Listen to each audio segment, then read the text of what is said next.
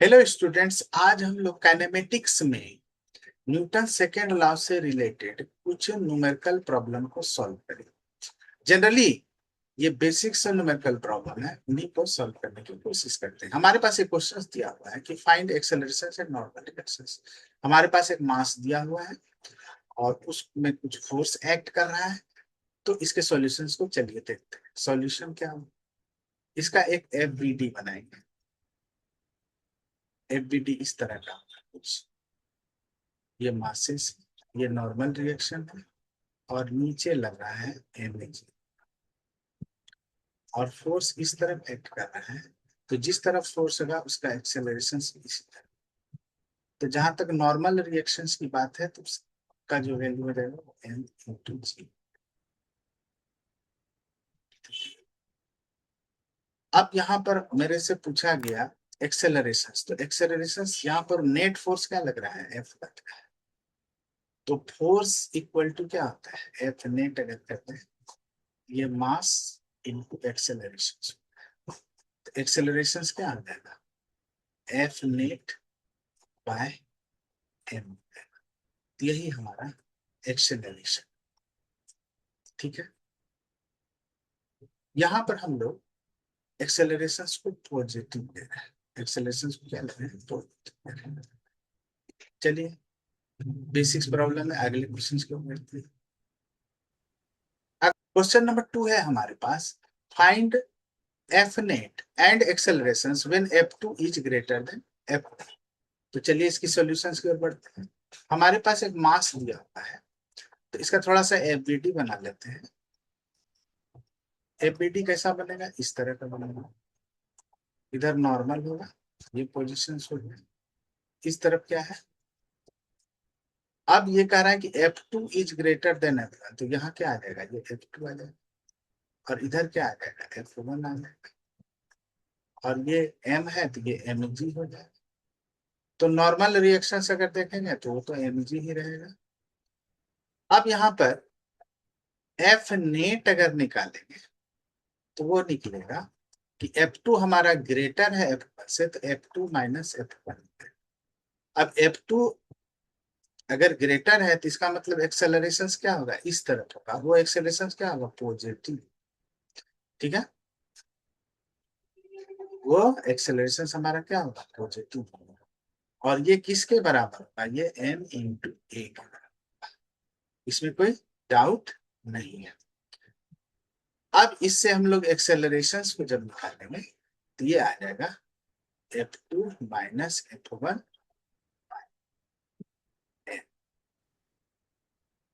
हमारा अब अगला क्वेश्चन नंबर 3 है, find normal reactions and accelerations of the body. अब हम क्या कर रहे हैं कि फोर्स इस तरफ लगा रहे हैं। चलिए सॉल्यूशंस की ओर बढ़ते हैं।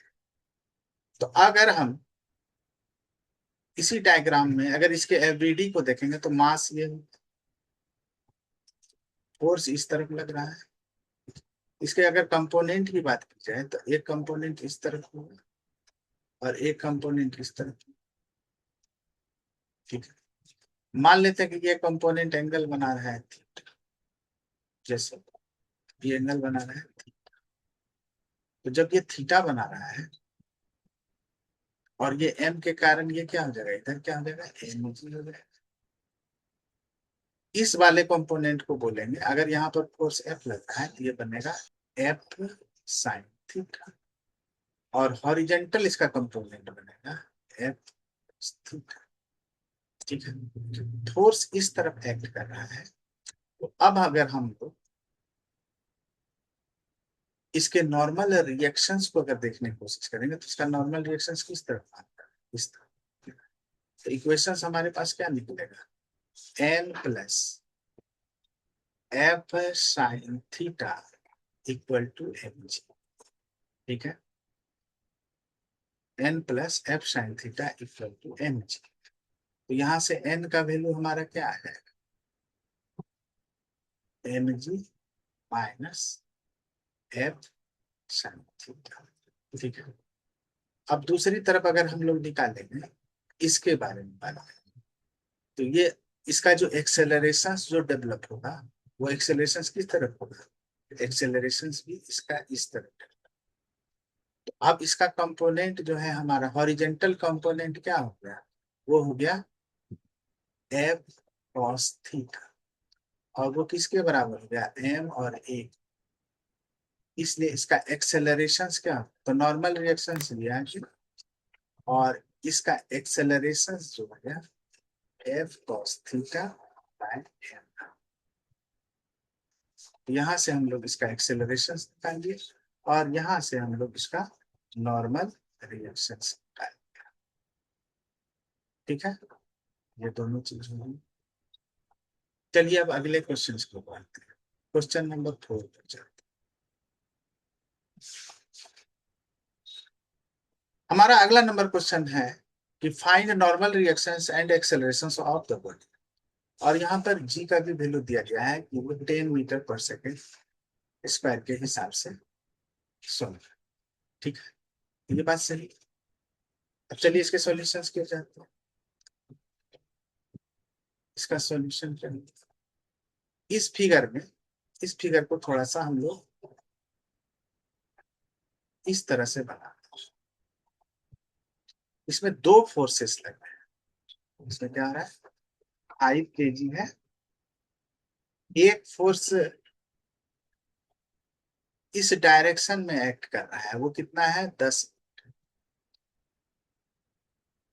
और हॉरिजेंटली जो है जो फोर्स लग रहा है वो एंगल बना रहा है 53। ठीक है, दूसरा एक फोर्स यहां से लग रहा है, एक 20 न्यूटन का फोर्स इस तरह लग रहा है, और यहां से जो हॉरिजेंटली एंगल जो बना रहा है वो 37। तो यहाँ पर हम लोग क्या करेंगे कि दोनों में हॉरिजेंटल और वर्टिकल कंपोनेंट निकालेंगे। ठीक है, तो इस तरफ जो हो गया ये इसका वर्टिकल कंपोनेंट हो गया, तो ये हो जाएगा 20 cos 37। ये अंडरस्टूड वाली बात है, क्योंकि और इसका जो है वर्टिकल क्या हो जाएगा, ये हो जाएगा 20 sin 37। ठीक है, इसी तरह इसमें भी करेंगे। ये 53 बना रहा है, तो 53 का क्या हो जाएगा, इस तरफ वाला कंपोनेंट हो जाएगा, वो हो जाएगा 10 न्यूटन फोर्स लग रहा है, तो ये हो जाएगा 10 sin 53t। और ये वाला कंपोनेंट इसका क्या हो जाएगा, ये वाला हो जाएगा 10 cos 53t। ये बात समझ में आ रहा है। इस तरह से हमने दोनों हॉरिजेंटल और वर्टिकल कंपोनेंट हमने निकाल लिया। अब चलिए इसमें हम लोग क्या करें, पहले नॉर्मल रिएक्शंस की बात करते हैं।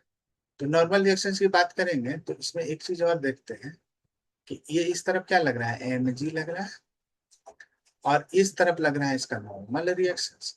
तो नॉर्मल रिएक्शंस में दोनों कंपोनेंट जुटेंगे इसमें, ये वाला नॉर्मल में दोनों कंपोनेंट इसके जुड़ेंगे, ये कंपोनेंट भी जुड़ेगा, ये चलिए करते हैं।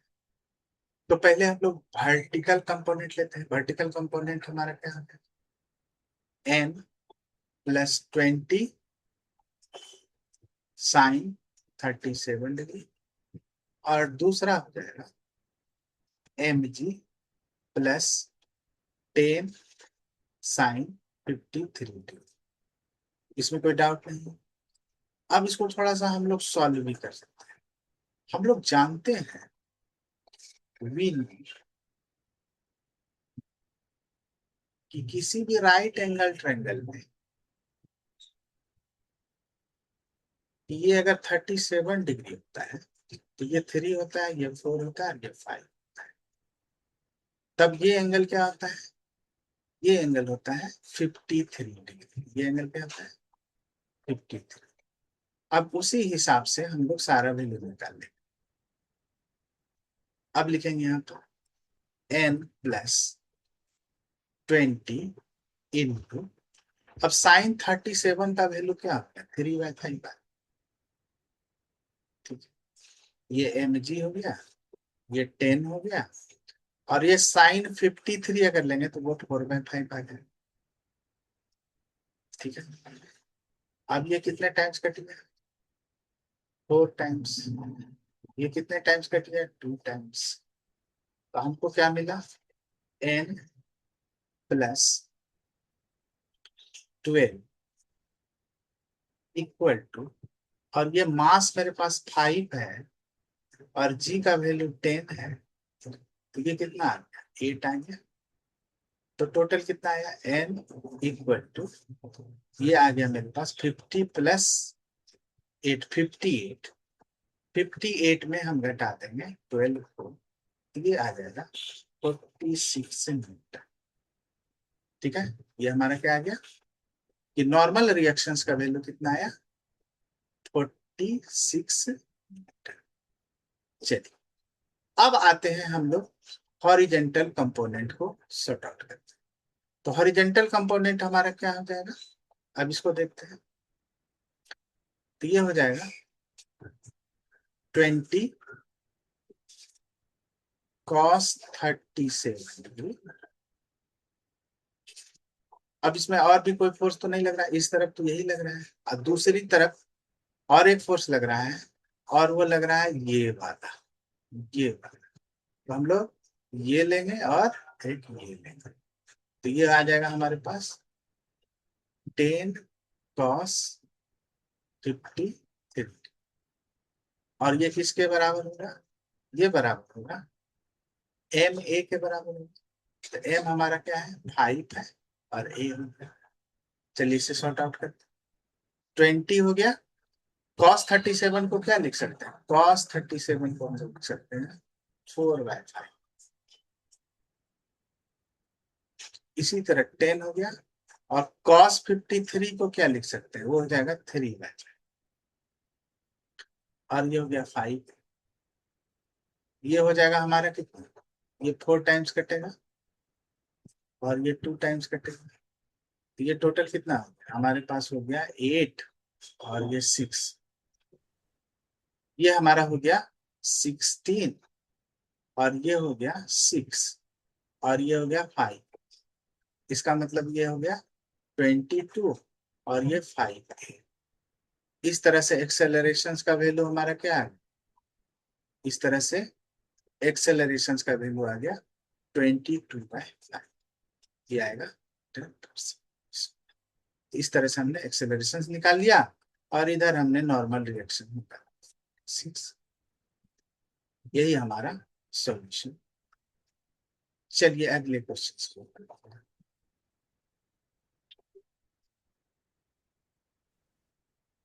अगला क्वेश्चन नंबर हमारा 5 है कि find normal reactions between mass and accelerations. तो चलिए इसके सॉल्यूशंस को देखते हैं। हमारे पास इस तरह का फिगर, इसका मास है, इसका मास है, एक फोर्स इस तरफ से एक्ट कर रहा है। तो किसी में अगर फोर्स लगाया जाएगा और दोनों ब्लॉक एक दूसरे के क्लोज है, तो दोनों में एक्सेलरेशन भी सेम है। ठीक है, एक चीज यहाँ जानने वाली बात है, M1 जो है, M1 is pushing, M1 is pushing M, और M2 भी पुश कर रहा है किसको? M1। तो मान लेते हैं let horizontal normal, horizontal normal horizontal reaction,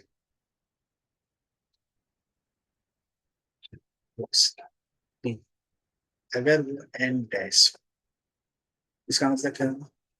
इस तरफ से ये एन डैश और इधर भी जो इसका क्या है? N dash. ठीक है, तो इस क्वेश्चंस के सॉल्यूशंस में हम लोग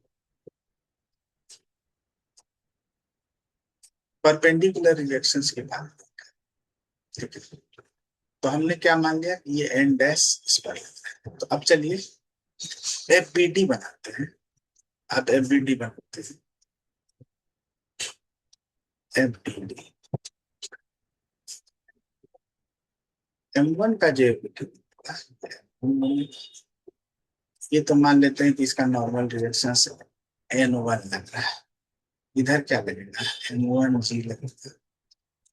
इस तरफ ये फोर्स क्या आएगा, ये फोर्स हमारे पास ये इस तरफ लगेगा। तो इसका नॉर्मल हॉरिजेंटल रिएक्शंस जो है वो क्या है, N डैश। ये इस तरह है N डैश। और यहाँ पर हमको पता है F जो है वो ग्रेटर देन है N डैश। तो नेट फोर्स क्या बनेगा,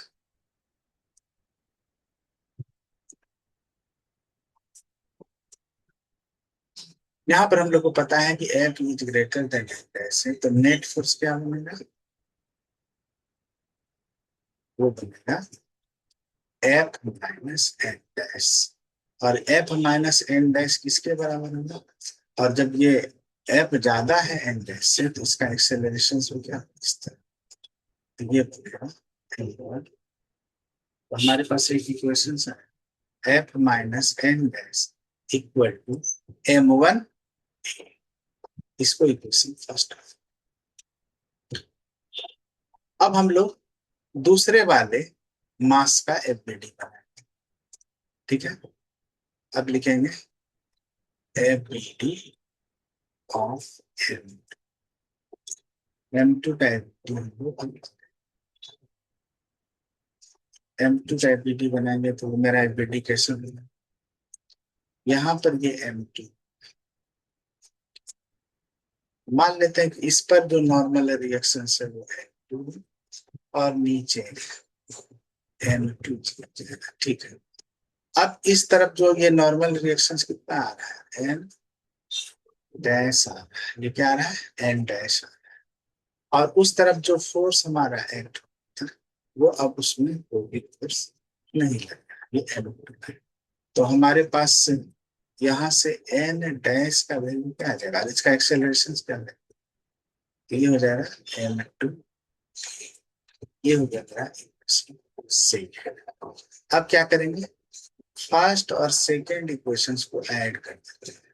तो क्या बनेगा, F minus N dash plus N dash equal to M1A अब प्लस हो जाएगा N dash cancel.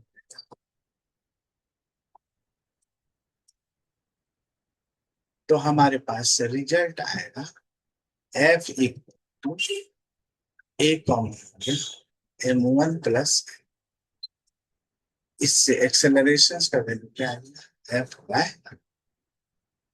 M1 plus. यही हमारा सॉल्यूशन।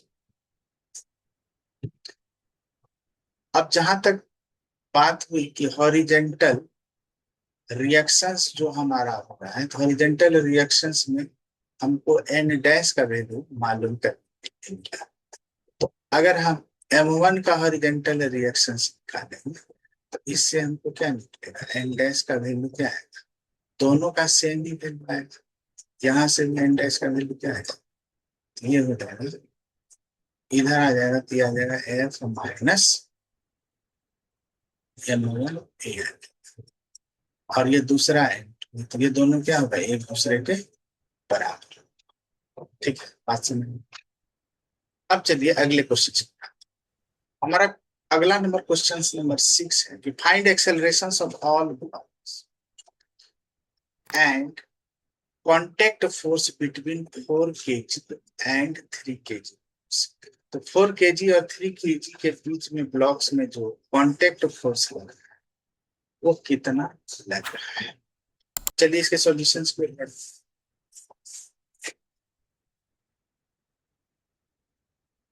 सॉल्यूशन। यहाँ पर फिर पिछले क्वेश्चंस की तरह ही इसमें क्या होगा, इसमें जो कांटेक्ट फोर्स होगा सबका, जैसे 2 kg 3 kg के साथ अलग कांटेक्ट फोर्स होगा, 3 kg और 4 kg के बीच का अलग कांटेक्ट फोर्स होगा। लेकिन 18 न्यूटन जो है एक्सटर्नल फोर्स है 4 kg पर लगता है। और हमारे पास 3 ब्लॉक है, तो थोड़ा सा इसको समझने के लिए एक फिगर बनाते हैं। एक फिगर ये, दूसरा फिगर ये, और तीसरा फिगर। एक 18 न्यूटन का फोर्स, ठीक है। तो ये इस तरफ रिएक्ट करेगा और एक ये इस तरफ रिएक्ट करेगा और ठीक है। अब यहाँ पर रिएक्शंस को अगर हम लोग बोलते हैं, हॉरिजॉन्टल रिएक्शंस की बात करें, तो ये N1 लगेगा। अगर मान लेते हैं कि ये N2 लगेगा, इस क्वेश्चन में सॉल्यूशन में हम लोग ओनली कंसीडर करेंगे, ध्यान लिख देते हैं, ओनली कंसीडर हॉरिजॉन्टल फोर्सेस।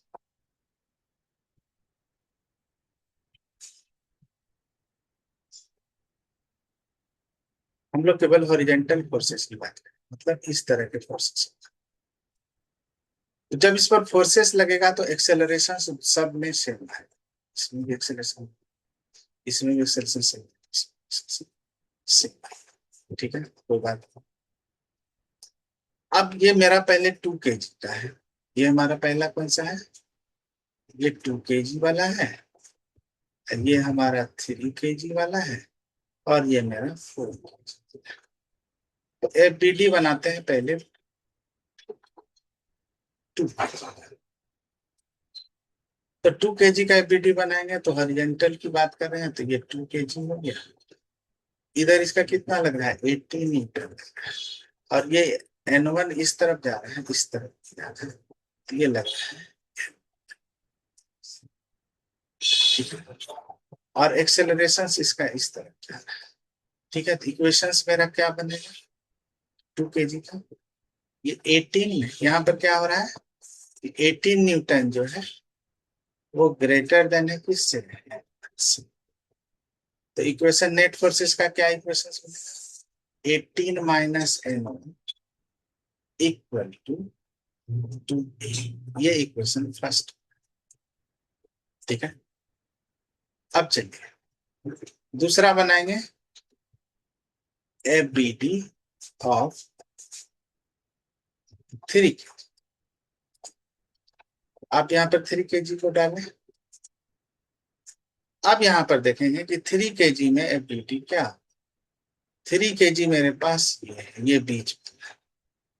अब इस तरफ क्या लग रहा है, इधर N1 लग रहा है, और इसके इस तरफ क्या लग रहा है, N2 लग रहा है। बात समझ में आनी चाहिए, ये N2 लग रहा है। एक्सेलरेशन इसका किधर है, इधर है, ठीक है। और यहाँ पर हम क्या देख रहे हैं कि N1 जो है इसका ग्रेटर देन है, यहाँ पर N1 जो है इसका ग्रेटर देन है किससे, N2 से। तो इसका क्या होगा, net forces N1 minus N2 equal to 3, ये इक्वेशन, ठीक है।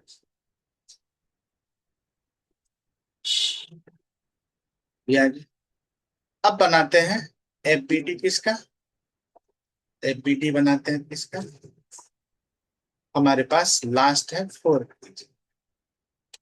तो 4 kg के पास हमारा क्या है, ये 4 kg है, ये 4 kg।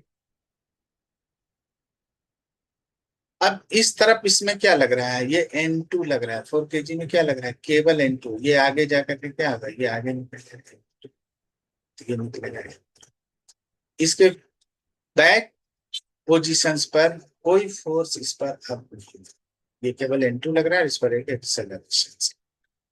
तो ये N2 किसके बराबर, ये N2 किसके बराबर होता है, तो ये N2 क्या आ जाएगा, 4a के बराबर होता है। अब हम लोग क्या करते हैं कि N1 और N2 का वैल्यू निकाल करके सेकेंड वाले में डाल, ठीक है। N2 हमारा यहाँ, ऐसा करते हैं, ये जो हमने इक्वेशन फर्स्ट इसको लिखा है, इसको और एक्सपेंड करके इसको लिख सकते हैं 18 माइनस 2a इक्वल टू, ठीक है। इसको इक्वेशन अब लिखेंगे,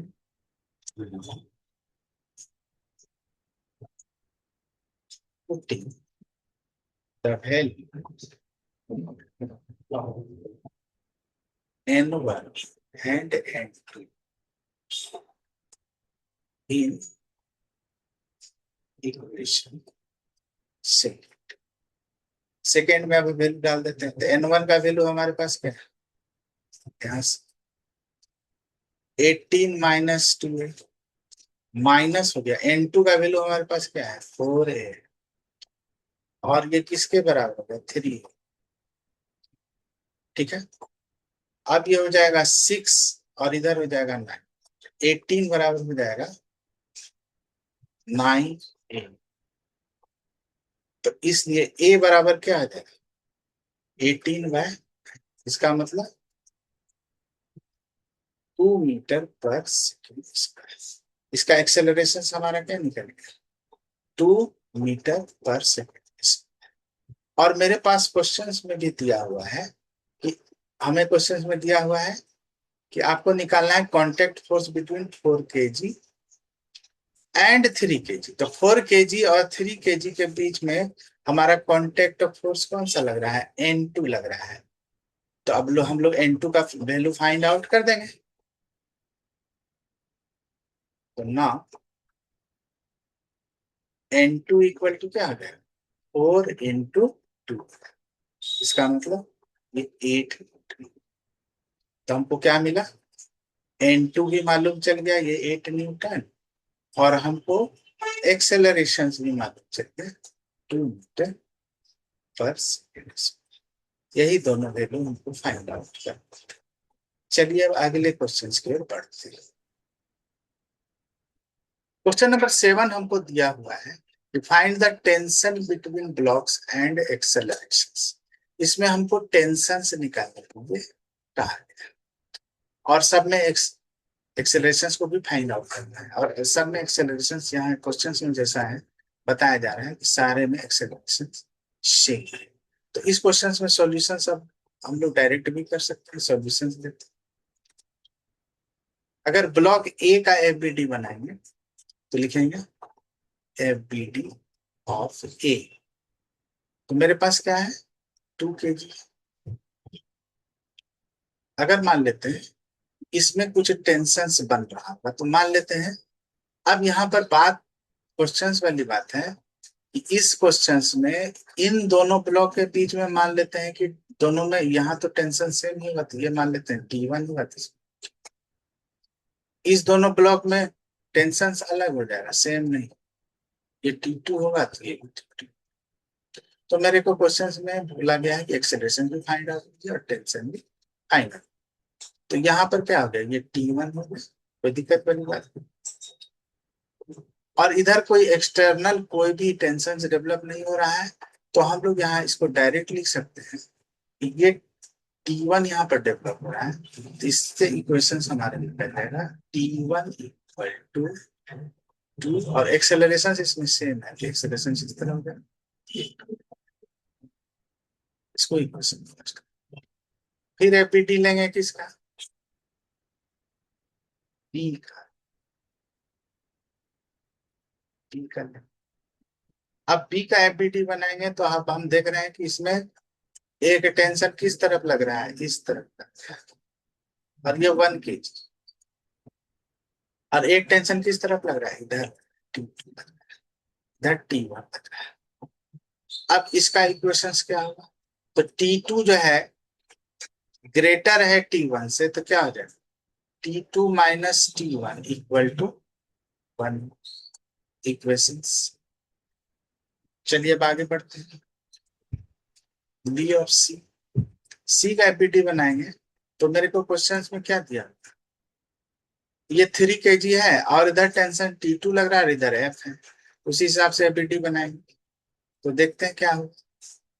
तो ये हो जाएगा, उधर फोर्स मेरे पास क्या है, एफबीटी ये बन गया, ये 3 kg है, इधर फोर्स F लग रहा है, और इधर क्या टेंशन से डेवलप हो रहा है, T2 डेवलप।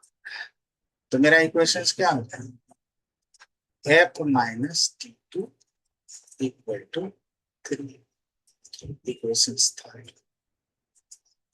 अब क्या करेंगे, कि तीनों इक्वेशंस को हम लोग सॉल्व करने की कोशिश करेंगे, या वैल्यू डाल सकते हैं या नहीं तो तीनों इक्वेशंस को एक साथ ऐड कर, ठीक है, ऐड कर देते हैं।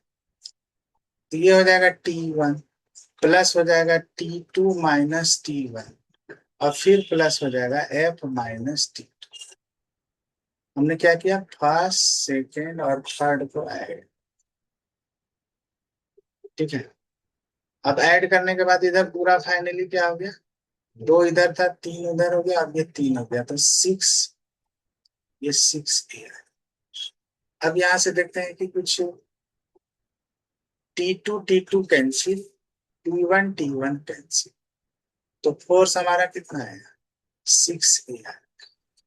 तो फोर्स मेरे पास दिया हुआ है 6 न्यूटन है, और ये 6 आ गया, तो ए का वैल्यू कितना है, 1 मीटर पर सेकेंड।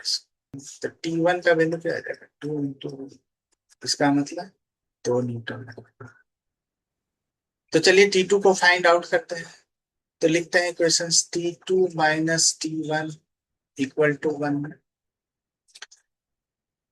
T2 माइनस T1 का वैल्यू हमारे पास आ गया है 2, और 1 इंटू एक्सेलरेशन का वैल्यू हमारे पास 1।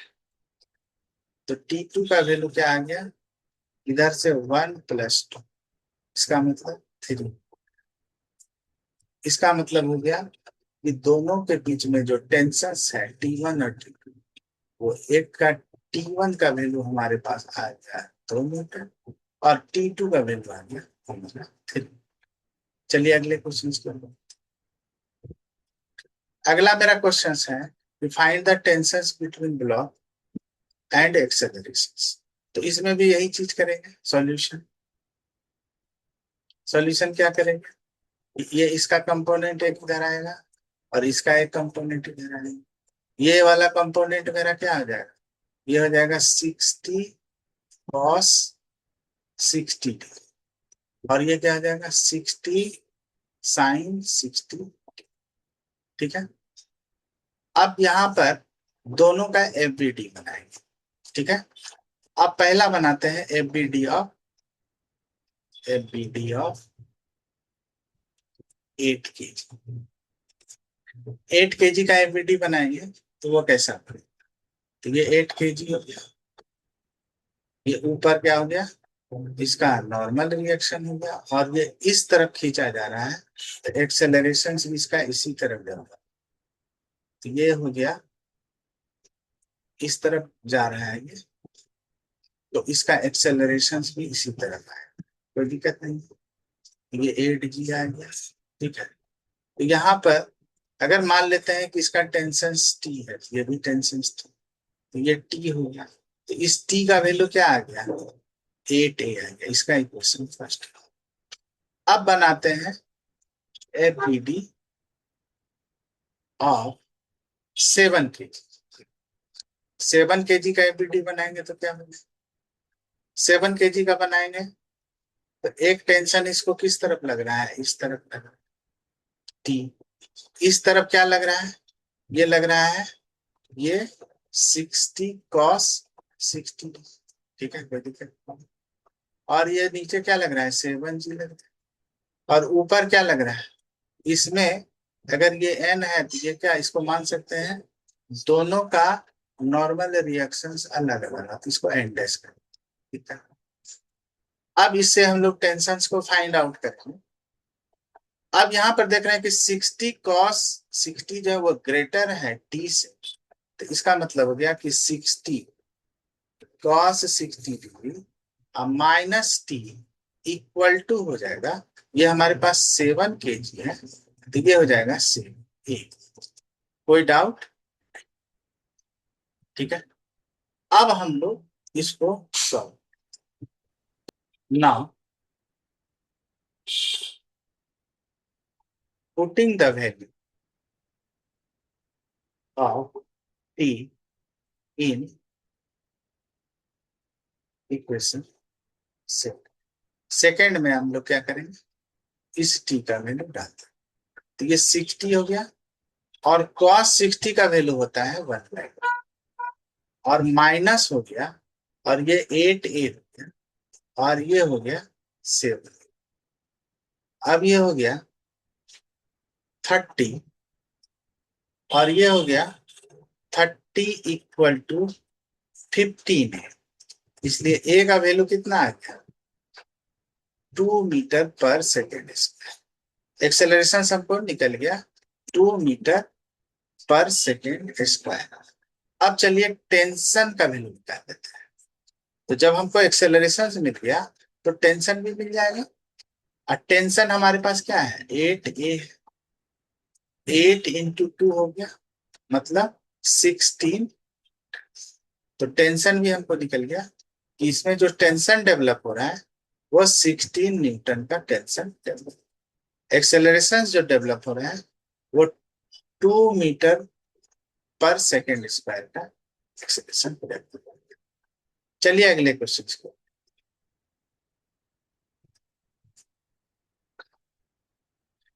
हमको find the acceleration of block निकालना है।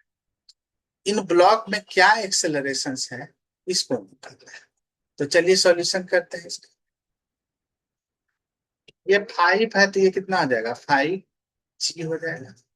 इसमें जो टेंशन होगा वही टेंशन इसमें भी होगा, लेकिन यहाँ जो है इसका जो टेंशन होगा, अगर टी, अगर यहाँ पर टेंशन लगेगा तो इसका टेंशन टी डैश लगेगा या T1 लगेगा। इसको टी डैश कहेंगे, इसको भी क्या कहेंगे, टी डैश। दोनों का टेंशन अलग अलग। यहां तक कोई दिक्कत नहीं। चलिए पहला, अगर हम FBD बनाएंगे 5 kg का, तो FBD हम बनाएंगे तो एक्सेलरेशन किस तरफ डेवलप हो रहा है, इस तरफ डेवलप हो रहा है, ये ऊपर की ओर जा रहा है एक्सेलरेशन। ठीक है, एक्सेलरेशन कहाँ जा रहा है, ऊपर की ओर। और इसमें एक्सेलरेशन किस तरफ आ रहा है, इस तरफ। ठीक है, तो अब लिखते हैं FBD और 5 kg के हिसाब से टेंशन ऊपर की ओर ग्रेटर है। इसका मतलब हो गया कि T-5g इक्वल टू कितना हो गया, T-5g इक्वल टू, और एक्सेलरेशन इसी तरफ तो ये 5। ये इक्वेशन फर्स्ट। चलिए दूसरा वाला अगर हम बनाएंगे, दूसरे वाले अगर FBD ऑफ 2 kg देखेंगे, FBD ऑफ 2 kg अगर हम देखेंगे, ये हमारे पास 2 kg है। इस तरफ टेंशन क्या लग रहा है, T लग रहा है। इस तरफ दो टेंशन लग रहा है, ये 2g भी लग रहा है और एक टेंशन हमको T डैश भी लग रहा है। ठीक है, तो अब जब हम इसमें देख रहे हैं कि ये वाला टेंशन ज्यादा ग्रेटर है और एक्सेलरेशन भी इस तरफ आ रहा है इसका, तो इसका जब एबीटी बनाएंगे तो इसका इक्वेशन होगा हमारा कि 2g प्लस टी डैश, ये ग्रेटर है, और minus T equal to 2a। ठीक है, इसको हम लोग इक्वेशन से, इसी तरह FBD ऑफ 4 kg अगर लेंगे, तो FBD ऑफ 4 kg लेंगे तो वो आएगा, ये 4 kg हो गया। ये ऊपर टेंशन क्या है इसका, T डैश है, और नीचे क्या है, 4g है। तो ये हो जाएगा, और ये हमारा एक्सेलरेशन तो नीचे की ओर हो रहा है। तो ये इसका इक्वेशन आएगा हमारा, इसका इक्वेशन आ जाएगा हमारा 4g minus T dash equal to 4। ये इसका इक्वेशन है, इसका इक्वेशन है। चलिए इक्वेशन थर्ड। फ्रॉम इक्वेशन 1 और थर्ड से हम लोग क्या देखते हैं, फ्रॉम इक्वेशन 1 से हम लोग देखते हैं कि टी का वैल्यू हमारा क्या आता है, टी का वैल्यू आ जाता है 5a plus 5।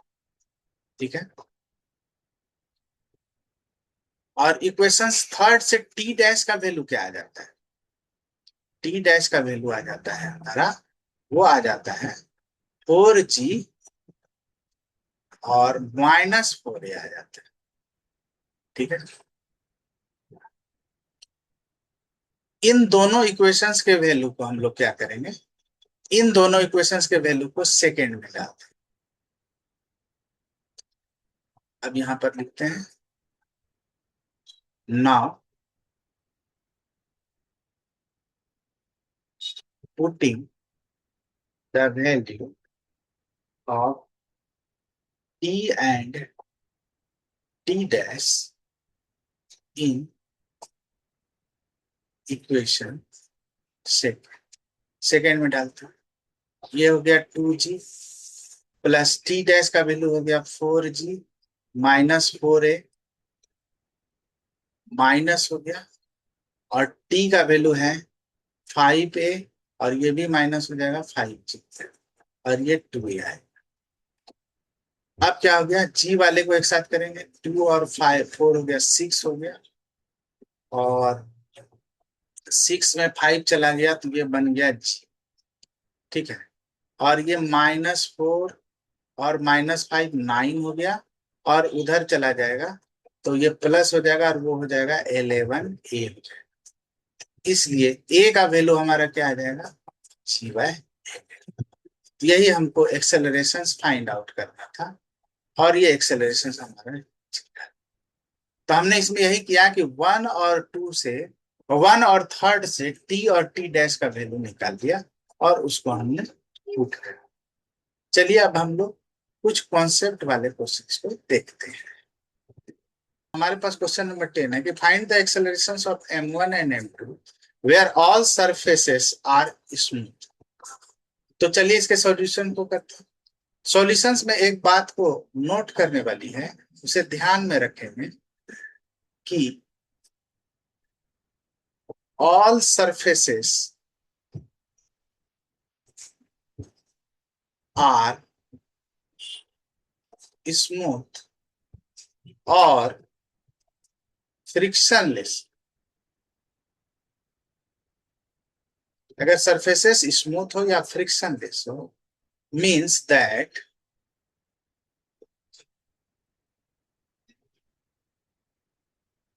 if we apply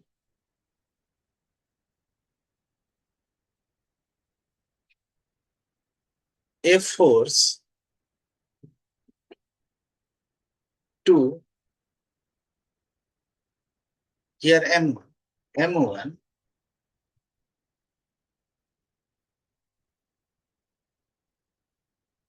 m2 will not move।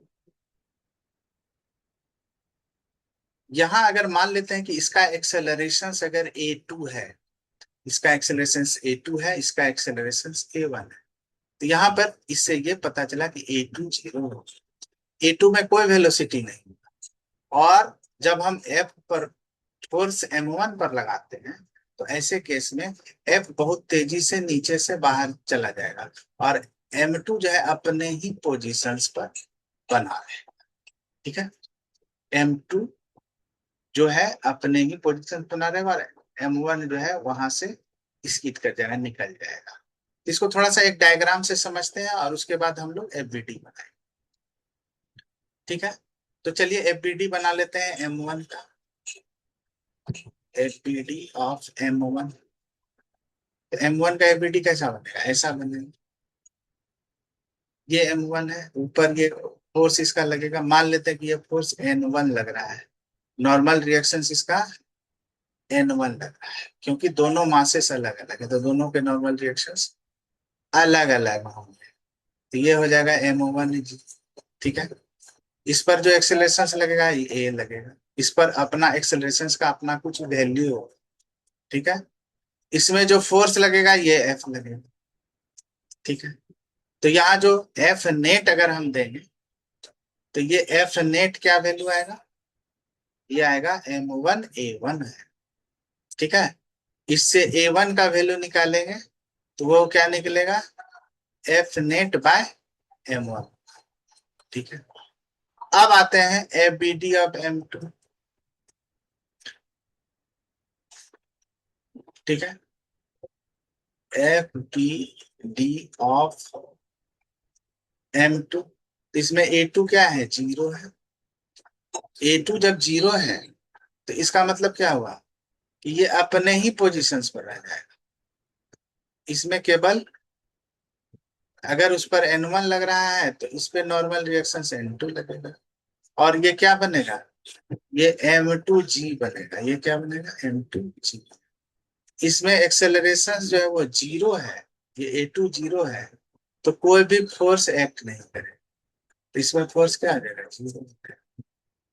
यही इसका मतलब क्या हुआ, ऑल सरफेसेस आर स्मूथ होने का यही मतलब हुआ कि जो ऊपर वाला ऑब्जेक्ट होगा उसमें कोई वेलोसिटी नहीं, और कोई वेलोसिटी नहीं होने के कारण जो है ऊपर वाले ऑब्जेक्ट से नीचे वाला जो ऑब्जेक्ट है स्मूथली पास आउट कर जाएगा।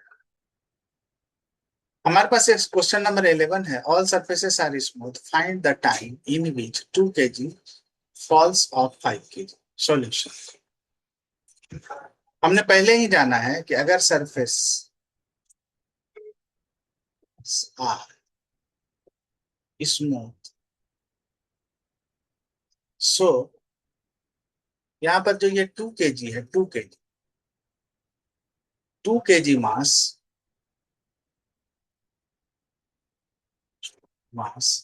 Has no acceleration, has no acceleration.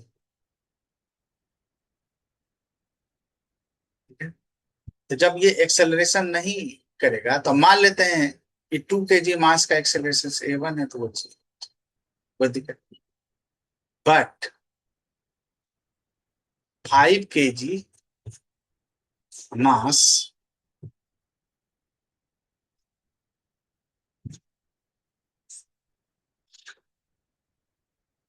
Has acceleration, ठीक है। और वो एक्सेलरेशन क्या होगा, a2, और वो a2 कितने के बराबर होगा, वो हो जाएगा F बाय जो फोर्स एक्ट कर रहा है और जो मास m1 है। तो मान लेते हैं कि इसका ये m2 मान लिया और इसको मान लिया m, ठीक है। तो फोर्स हमको कितना एक्ट करना है, फोर्स हमको दिया हुआ है 10 न्यूटन है, और m2 का मास हमको कितना दिया है, 5। तो 10/5 हो जाए, इसका मतलब 2 मीटर पर सेकेंड एक्सेलरेशन से। और टोटल डिस्प्लेसमेंट वैल्यू कितना दिया है, एस बराबर दिया हुआ है, और यू कितना हो जाएगा, तो इनिशियल यू 0 होगा। तो हम लोग एक फॉर्मूला लगाएंगे इक्वेशन ऑफ मोशंस का, उसी से हम लोग टाइम को निकाल। तो इक्वेशन ऑफ मोशंस का एक फॉर्मूला आता है एस बराबर U T plus half A T square. तो यहाँ पर 4 हमने डाल दिया, ये 0 हो गया, ये हाफ हो गया, और एक्सेलरेशन हमारा क्या आया है, 2 आया है, 2 आया है, और ये टी का स्क्वायर है, ये दोनों करते हैं। इसका मतलब क्या होगा कि टी स्क्वायर का वैल्यू कितना है, 4 है, तो टी का वैल्यू कितना है, 2 है। इसका मतलब निगेटिव टाइम नहीं ले सकते, इसलिए टाइम हम लोग क्या लेंगे, 2 सेकेंड है। मतलब 2 सेकेंड के बाद जो है वो फॉल ऑफ होता है, 2 सेकेंड के बाद जो है वो अपने पोजीशन पर रहेगा, और नीचे वाला जो मास m2 है वो उसके नीचे से निकल जाएगा, और वो m2 जो है नीचे आएगा। 2 सेकेंड टाइम फॉल ऑफ। चलिए अब अगले क्वेश्चन की ओर बढ़ते हैं। अगला क्वेश्चन जो हमारा लिया गया है वो एससी वर्मा का ही प्रॉब्लम है। क्वेश्चन नंबर 12 कहता है कि a small block B is placed on an other block A of mass 5 kg and length 20 centimeter. Constant horizontal force of 10 Newton is placed to the block A. All the surfaces are frictionless. Find the time elapsed before the block B separates from A. तो यहां पर वो कह रहा है कि क्या time लगेगा जो ब्लॉक बी जो है वो सेपरेट हो जाएगा ब्लॉक ए से, ठीक है, एलेप्स्ड हो जाएगा। कितने टाइम में वो गिरते हैं। तो सेम प्रॉब्लम है, तो इस प्रॉब्लम में हम लोग सॉल्यूशंस करते हैं। ये बी बी का जो पोजीशन है, तो बी हमने बताया है कि अगर कोई फ्रिक्शन लेस हो, स्मूथ सरफेस हो, तो यहां पर अगर इसके एक्सेलरेशन को a1 मान लिया जाए तो वो क्या होगा, 0। इसके एक्सेलरेशन को a माना जाए तो इसका अपना कुछ वैल्यू होगा, ठीक है, अभी हमने बताया, ठीक है। तो वही रीजन हम लोग यहाँ पर यही डालेंगे कि सरफेसेस जो है फेस आर फ्रिक्शनलेस,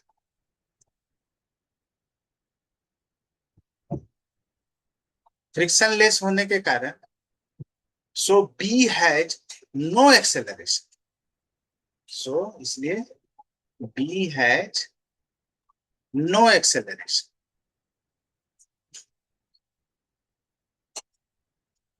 तो बी हैज नो एक्सेलरेशन होगा, इसका मतलब a1 का वैल्यू क्या है, कोई दिक्कत नहीं। अब हमको क्या फाइंड आउट करना है, टाइम फाइंड आउट करना है, कितना टाइम वो लगेगा, ठीक है, सेपरेट। तो इसके लिए क्या करेंगे, A2 जो अगर हम निकालेंगे तो A2 क्या हो जाएगा, F बाय, और ये मास जो है मास ऑफ ए हो जाएगा, ठीक है। फोर्स कितना लग रहा है, 10 न्यूटन लग रहा है, ए में 5 है, इसका मतलब हो गया 2, ये भी आ गया 2 मीटर पर सेकेंड स्क्वायर, ठीक है।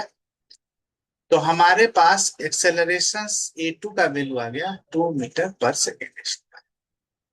अब यहाँ पर ये जो डिस्टेंस है एस जो है हमको कितना दिया, 20 सेंटीमीटर दिया, तो इसको हम लोग 20/100 करके मीटर में चेंज करें, तो ये क्या हो जाएगा 1/5 मीटर, ठीक है। सेम फॉर्मूला हम लोग यहाँ भी यूज करेंगे। सेम फॉर्मूला क्या यूज करेंगे, ये हम लोग यूज करेंगे एस बराबर UT plus half eighty square. यहाँ पर यू भी क्या होगा 0, एस हमारे पास क्या है 1/5, ये 0 हो गया, ये हाफ हो गया, और ए की जगह पर 2 हो गया, ये टी स्क्वायर, ये दोनों कट। इसका मतलब क्या हो गया कि टी स्क्वायर का वैल्यू क्या हो गया 1/5 हो गया, और टी का वैल्यू हो गया √1/5। तो टी को हम ऐसा भी लिख सकते हैं 1/√5 सेकेंड, ठीक है। जब आप इसको सिंप्लीफाई करेंगे तो टाइम, इस टाइम का अप्रोक्स वैल्यू आएगा, वो आ जाएगा 0.45। तो वो सेपरेट जो है 0.45 सेकेंड में। जितना प्रॉब्लम आप सॉल्व करेंगे आपको उतना ही फायदा, और भी प्रॉब्लम को बनाएं और सीखें। आज हम लोग इस वीडियो को यहीं तक रखते हैं, अगले दिन अगले वीडियो के साथ फिर आपसे हम मिलते हैं।